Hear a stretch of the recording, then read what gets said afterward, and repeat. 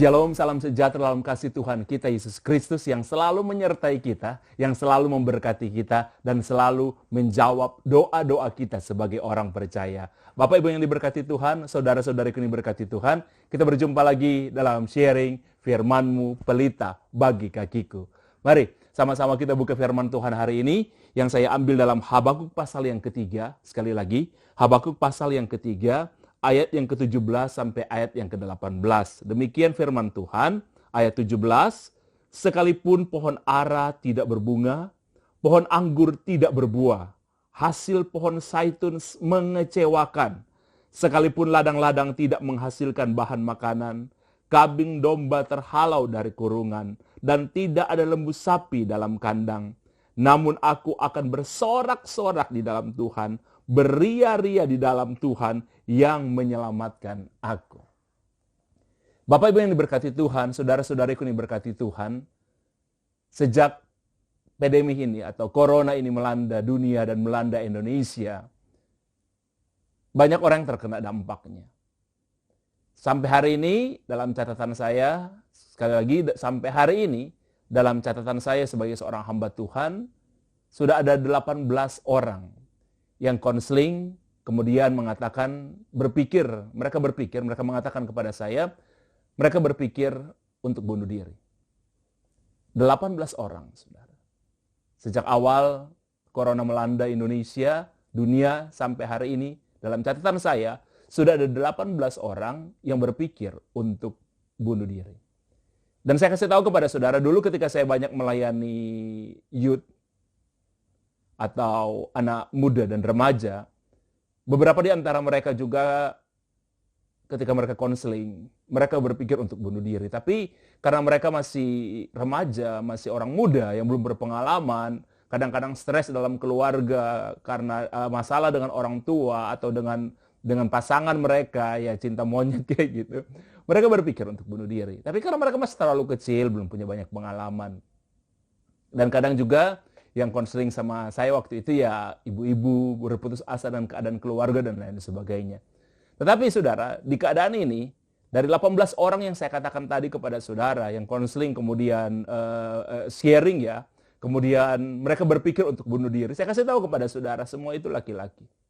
Dan semua telah menikah, mereka semua telah menikah, dan tekanan ini, pekerjaan mereka, di keluarga mereka, dan tekanan ini cukup lama, selama berbulan-bulan menekan mereka, sehingga mereka berpikir untuk bunuh diri sebagai salah satu jalan keluar menghadapi persoalan hari ini.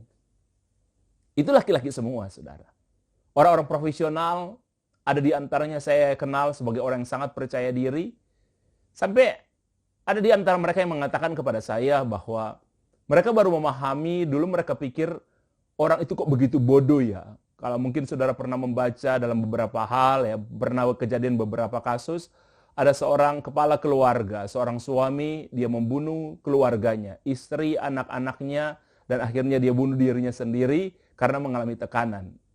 Itu ada beberapa kali kejadian semacam itu, saudara, baik di Indonesia maupun di luar. Dan orang ini bilang, salah satu orang yang telepon saya bilang begini, dulu dia menganggap itu hal yang bodoh. Tapi di dalam keadaan ini dia bilang begini sama saya baru mengerti Pak. Mungkin saya merasakan apa yang mungkin mereka rasakan sehingga mereka mengambil langkah seperti itu. Dia pernah bilang sama saya, beberapa orang di antara mereka bilang begini, saya pun pernah berpikir untuk melakukan hal yang demikian. Bapak Ibu dalam yang terkasih dalam Tuhan, jujur aja saudara, selama dalam pelayanan saya baru kali ini, saya melayani orang pria yang 18 orang. Ya, selama corona ini yang 18 orang. Mereka itu orang semua profesional. Ya, semua orang bekerja dengan hebat pada masanya. Mereka tidak menyangka kan ada peristiwa semacam ini karena tekanan ekonomi dan mereka seakan-akan merasa nggak bisa bergerak. Di pekerjaan mereka harus ada yang dirumahkan, dari pemotongan gaji akhirnya dirumahkan dan lain sebagainya. Dan di sektor lain pun mereka merasa mereka nggak bergerak. Buntu idenya. Mereka mencoba dan nggak bisa. Sedang diberkati Tuhan, tapi saya bersyukur mereka menghubungi hamba-hamba Tuhan, ya termasuk saya, kemudian sharing dan kami berbagi. Salah satu ayat yang saya berikan kepada mereka, saudara, salah satu ayat yang saya berikan kepada mereka hari-hari ketika mereka menceritakan apa yang ada, saya sih sebenarnya lebih banyak mendengar apa yang mereka alami. Dan salah satu ayat yang saya berikan kepada mereka, Habakuk pasal yang ketiga, ayat yang ke-17 sampai ayat yang ke-18. Sekalipun pohon ara tidak berbunga. Saudara, kalau satu pohon yang akan menghasilkan bunga, biasanya ditandai dengan berbunga dulu. Seperti kalau di Indonesia pohon mangga ya misalnya ya. Kalau di Israel dikatakan di sini, sekalipun pohon ara tidak berbunga. Berarti gini saudara, kalau pohon itu tidak berbunga, padahal sudah pada hampir musimnya untuk berbuah, berarti pohon itu tidak akan berbuah. Tidak berbunga, berarti pada masa itu, musim itu, pohon ini tidak akan menghasilkan buah. Ini kata Habakuk. Pohon anggur tidak berbuah. Saudara, anggur adalah satu kebutuhan yang sangat mendasar bagi orang Israel pada waktu itu. Dan umumnya para raja, para pembesar punya kebun anggur sendiri. Dan di sini katakan pohon anggur tidak berbuah. Hasil pohon zaitun mengecewakan. Ada hasil tapi mengecewakan. Hari-hari ini pun saudara menghadapi kenyataan semacam ini. Tidak ada tanda-tanda ekonomi yang lebih baik. Dan apa yang saudara kerjakan ada yang tidak menghasilkan. Atau saudara mencoba lagi menghasilkan tetapi tidak sesuai dengan harapan. Itu yang dikatakan begini saudara. Hasil pohon zaitun pun mengecewakan. Jadi ada hasilnya, tapi mengecewakan. Sekalipun ladang-ladang tidak menghasilkan bahan makanan. Saudara lihat sampai akhirnya bilang gini, kambing domba terhalau dari kurungan dan tidak ada lembu sapi dalam kandang. Berarti saudara, pada masa ini yang digambarkan oleh Habakuk tidak ada hasil apa-apa. Mungkin seperti hari ini, tidak ada hasil apa-apa saudara. Saudara telah berusaha, saudara telah mencoba dan seakan-akan semua jalan tertutup. Tapi saudara lihat apa yang dikatakan oleh Habakuk di sini, saudara. Dia katakan begini, saudara, di ayat ke-18. Namun, di atas semuanya itu, di atas saudara mungkin sedang kecewa hari ini. Saudara sedang tidak melihat seperti tidak ada tanda-tanda pertolongan. Semua hasil mengecewakan. Saudara tahu, Habakuk bilang apa di sini? Bilang gini, namun aku akan bersorak-sorak di dalam Tuhan. Saudara, biasanya orang kalau bersorak-sorak itu sebagai tanda misalnya habis perang dan saudara menang, saudara akan bersorak-sorak. Nah, Habakuk mengatakan begini, sekalipun keadaan tidak memenangkan sebuah pertempuran, tidak ada perayaan yang hebat, justru keadaan sedang tidak baik, Habakuk bilang begini, aku akan bersorak-sorak. Sekali lagi saudara, sorak-sorak biasanya itu akan dilakukan oleh orang Israel ketika mereka memenangkan sebuah pertempuran atau ada sesuatu yang besar yang mereka dapatkan. Tapi ketika hasil mengecewakan, tidak ada alasan untuk saudara bersorak-sorak, Habakuk ambil keputusan yang sangat luar biasa. Dia bilang gini, tapi aku akan bersorak-sorak. Di tengah-tengah keadaan seperti ini, Habakuk ingin menggambarkan dia akan bersorak-sorak. Ya, bukan berarti kalau saudara bersorak-sorak di dalam keadaan semacam ini, saudara mengabaikan, menihilkan keadaan yang ada. Ya, menganggap keadaan ini sempurna, tidak saudara, ya, tidak, semuanya ini sedang gak baik, saudara. Tapi Habakuk bilang begini saudara, Habakuk bilang begini, aku akan bersorak-sorak di dalam Tuhan. Orang yang ada dalam Tuhan, sekalipun keadaan yang sedang tidak baik, Anda akan mampu bersorak-sorak apapun yang sedang terjadi di dalam kehidupan saudara, dan beria-ria di dalam Tuhan yang menyelamatkan aku. Saudara, saya ingin mengatakan kepada saudara di tengah-tengah keadaan semacam ini, kalau saudara ambil keputusan untuk bersorak, firman Tuhan katakan begini saudara, hati yang gembira adalah obat. Amin. Saudara, jadi di tengah-tengah keadaan semacam ini, kalau hati saudara gembira, itu mungkin keadaan tidak berubah, tapi hati saudara gembira. Kalau hati saudara gembira, sekalipun keadaan sedang sangat mengecewakan, saudara akan memandang keadaan dengan kacamata yang lain. Saya kasih gambaran kepada saudara, coba saudara sedang bersedih, kemudian saudara lihat wajah Anda di depan kaca. Ya, coba saudara lihat nanti. Itu nggak enak dilihat. Tapi saudara tahu firman Tuhan katakan, hati yang gembira adalah obat. Dan saudara tahu firman Tuhan juga mengatakan bahwa dari hati itu terpancar kehidupan. Jadi kalau hati kita bergembira, di dalam kehidupan kita akan terpancar sesuatu yang gembira. Saudara sedih, putus asa, tidak akan mengubah apa-apa.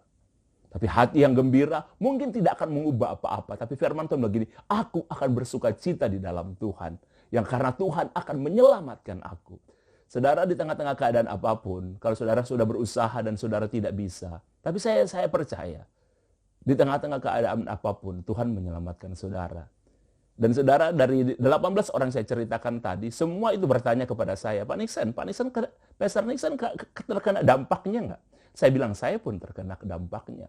Saya tidak bisa berkeliling untuk khotbah. Yang saya tahu selama ini, saya diberkati Tuhan dengan cara saya khotbah ya di gereja-gereja, kemudian saya dapat berkat dari sana. Tapi selama ini, tidak bisa kemana-mana. Terus apa yang Pak Nixon lakukan? Saya sempat berpikir, saya bilang untuk bekerja, untuk melakukan sesuatu, dan lain sebagainya.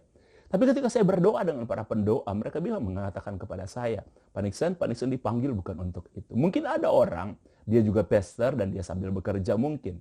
Tapi pada pendoa saya bilang begini sama saya, Pak Nixon nggak dipanggil untuk itu. Dan terus mereka tanya sama saya, terus apa yang pastor lakukan? Saya bilang begini, dengan pendoa, saudara, pendoa. Saya pernah sudah cerita ini kepada saudara. Dulu berdoa sehari untuk 40 orang. Sekarang saudara sejak kejadian ini, berdoa untuk 120 orang. Jadi kami meningkatkan kemampuan kami. Karena saudara tahu, saya tidak bisa melakukan apa-apa. Saya berusaha tapi ada orang yang mau bantu saudara kalau saya melakukan sesuatu.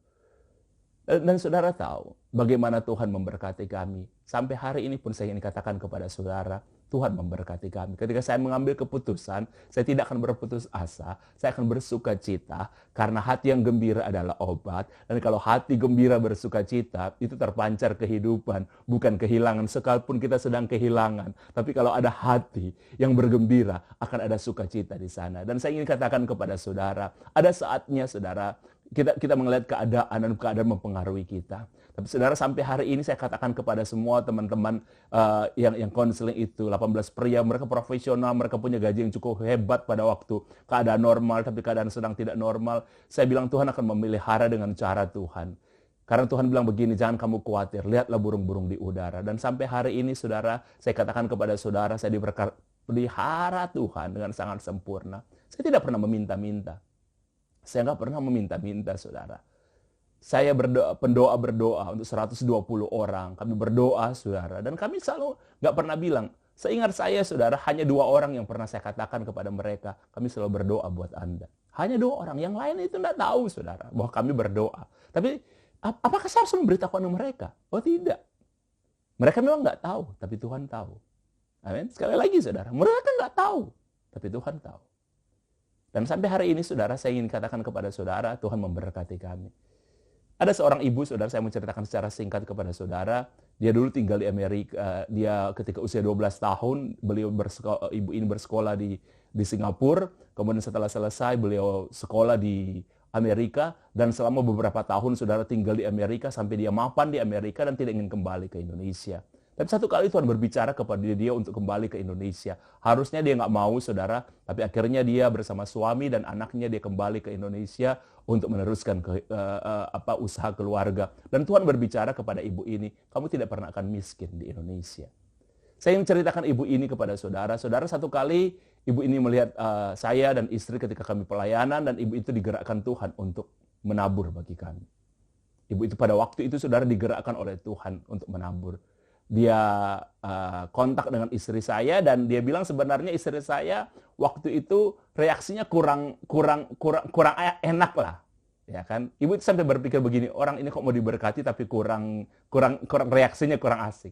Tapi ibu itu bagus sekali, dia punya prinsip, Tuhan yang nyuruh saya untuk memberkati. Jadi apapun keadaannya saya harus memberkati. Akhirnya ibu itu, saudara, memberikan berkat kepada saya. Dan sampai hari ini, saudara, orang itu memberkati saya. Luar biasa, saudara. Saya ingin bilang kepada saudara, dan saya nggak pernah minta, saudara. Saya nggak berceritakan saya kekurangan dan lain sebagainya. Ya, saya mengalami hal-hal yang kekurangan juga. Tapi saudara tahu, saya hanya bisa berdoa. Selama yang saya tahu hanya itu yang saya bisa lakukan. Saya pelayanan, saya khotbah seperti ini. Oke, saya berdoa untuk orang-orang, saudara. Mungkin orang itu nggak tahu, tapi saya ingin bilang kepada saudara, Tuhan tahu. Dan sampai hari ini saya ingin bilang kepada saudara, keadaan mengecewakan, tapi saudara tahu Tuhan tidak pernah mengecewakan saya. Saya berdoa dimanapun saudara tetap kuat menghadapi keadaan ini, sehingga saudara bisa mengambil keputusan, saudara tetap akan bersuka cita, beria-ria, bukan karena keadaan yang semakin baik, tapi karena Tuhan yang ada dalam diri saya dan saudara. Tuhan memberkati kita semua.